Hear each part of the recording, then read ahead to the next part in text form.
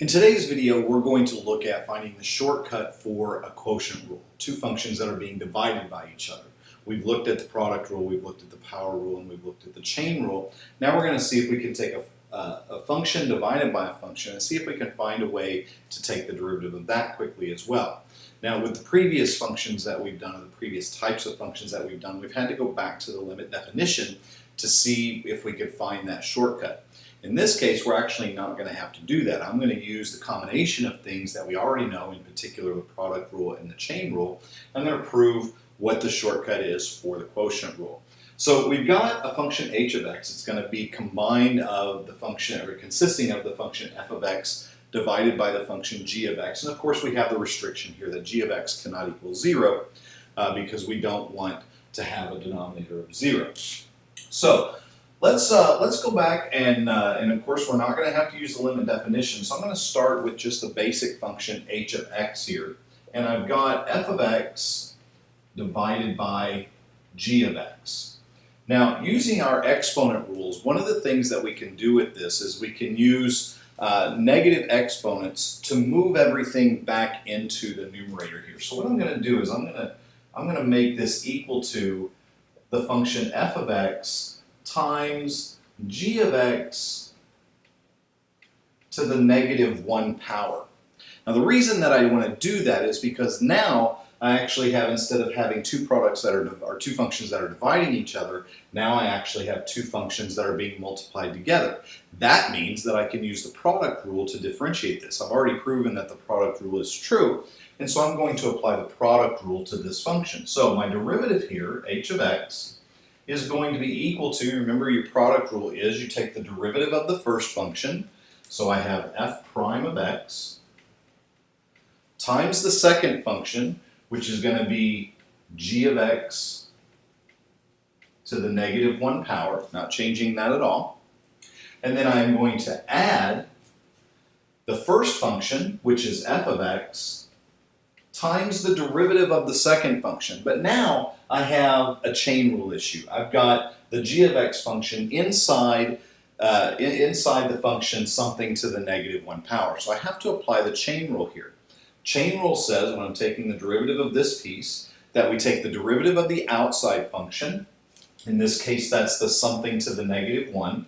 So taking the derivative of that, I bring the exponent down, just a straight power rule. And then I'm going to reduce, I'm going to reduce the exponent by 1. So that's a straight power rule derivative here.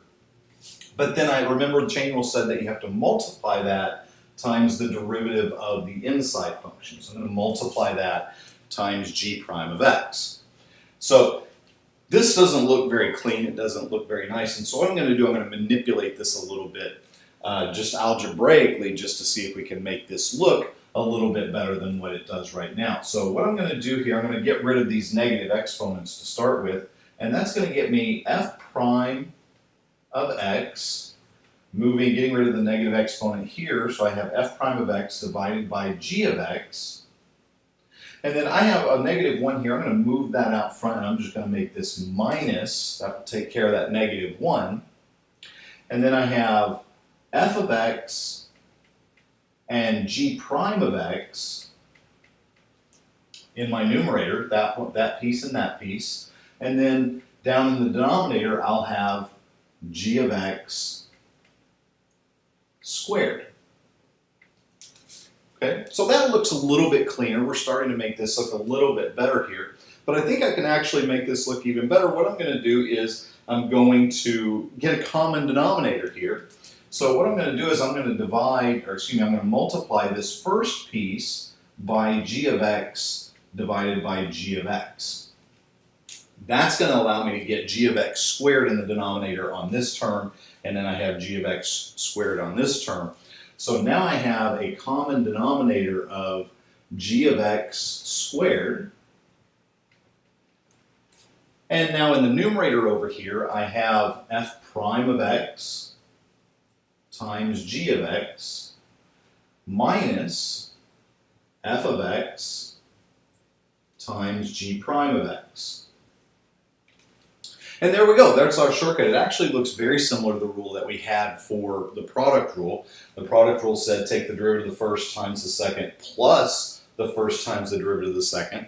This one, we have the derivative of the first times the second minus the derivative of the first, or excuse me, the first times the derivative of the second. But then we have to divide that by the denominator squared. Okay? So that's our shortcut rule for the derivative for any functions that we have a function divided by a function. This is our quotient rule. And so this right here is the piece that we want to remember. The derivative of the first times the second minus the first times the derivative of the second, all divided by the denominator squared. Okay? So let's put that into practice and see if we can actually utilize this very much like what we were doing with the other one. I'm going to give you an example of maybe how this would work. Okay, so let's say that we have the function, let's do f of x is equal to, let's do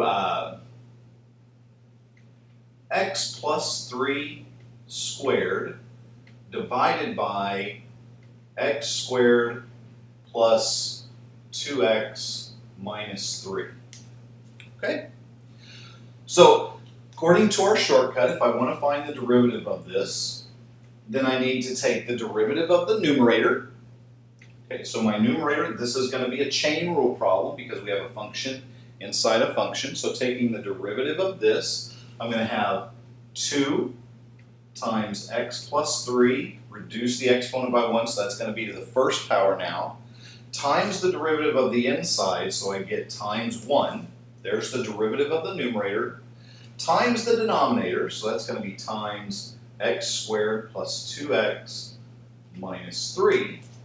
So I have the derivative of the numerator times the denominator minus the numerator, which is x plus 3 quantity squared, times the derivative of the denominator. This is going to be just a straight power rule problem. So the derivative of the denominator is going to be 2x plus 2. And all of that is going to be divided by the denominator squared. So I'm not going to worry about multiplying all of that out. I'm just going to write it as x squared plus 2x minus 3. Okay, and of course we can clean this up a little bit if we want to. We can, of course, the 2 times 1 is just going to be 2. I wouldn't worry about maybe simplifying this stuff anywhere. I forgot to put my square here.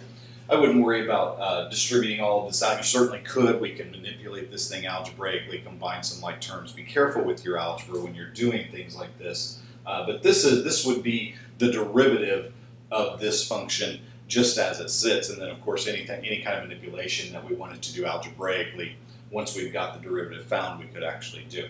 And as always, we're gonna, when we get through all of our shortcut rules and have a list of what all the rules are, we're going to go through and do some practicing for them, and we'll get some more practice with problems like this as well. But in general, here's a proof of the quotient rule and just a real quick example of how it works.